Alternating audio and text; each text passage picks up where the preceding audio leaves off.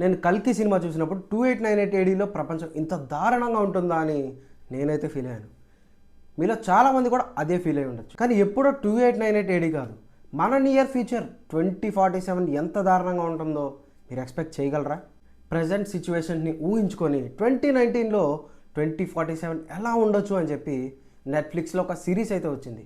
బాలీవుడ్ నుంచి ఇంత కంటెంట్ ఉన్న సిరీస్ వస్తుంది అని చెప్పి నేనైతే ఎక్స్పెక్ట్ చేయలేదు.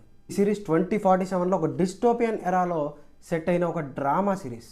అసలు 2047లో పొలిటికల్ సిచ్యువేషన్స్ ఎలా ఉన్నాయి, ప్రపంచం ఎంత దారుణంగా మారిపోయింది అని చూపిస్తూనే ఒక మదర్ ఆ లైలా అనే 9 ఇయర్స్ పాపని కనుక్కునే ప్రాసెస్లో ఈ మదర్ అయితే తన సర్వైవల్ కోసం కూడా ఫైట్ చేస్తుంది. అసలు ఆ ఎరాలో pure air and pure water అనేది చాలా లగ్జరీ ఐటమ్స్.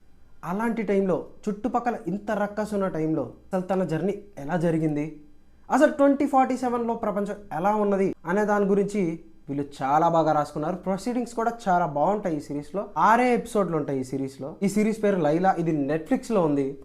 మొన్న జరిగిన జెన్జీ ప్రొటెస్ట్ చూసిన తర్వాత మన నియర్ ఫ్యూచర్ ఇంతే దారుణంగా ఉంటుందని నాకైతే అనిపించింది. ఈ సిరీస్ మీరందరూ చూడాలని నేను రికమెండ్ చేస్తున్నాను.